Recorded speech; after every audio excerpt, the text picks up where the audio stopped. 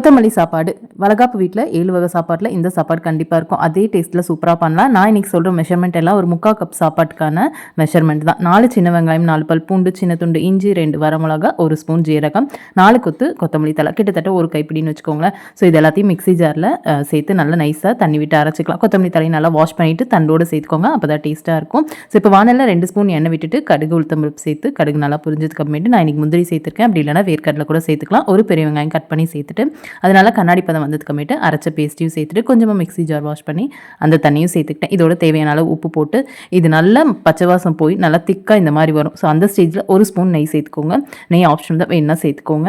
So இப்போ நெய்யும் பார்த்தீங்கன்னா போட்டது நல்லா பிரிஞ்சு வரும். ஸோ நல்லா இப்போ திக்காயிடுச்சா, இப்போ நம்ம எடுத்து சாப்பாட்டோட கிளறி கொடுத்தா சூப்பரான கொத்தமல்லி சாப்பாடு ரெடி. செம்ம டேஸ்ட்டாக இருக்கும். இதுக்கு பெஸ்ட் காம்பினேஷன் அப்படின்னா சேனக்கிழங்கு ஃப்ரை, உருளைக்கிழங்கு ஃப்ரை, வெண்டைக்காய் ஃப்ரை 3மே நல்லாயிருக்கும். நான் இன்னைக்கு லஞ்ச் பாக்ஸ்க்கு வெண்டைக்காய் ஃப்ரை தான் பேக் பண்ணி கொடுத்தேன். ஸோ நீங்களும் இது எப்படி இருக்குன்னு ட்ரை பண்ணி பார்த்துட்டு சொல்லுங்கள்.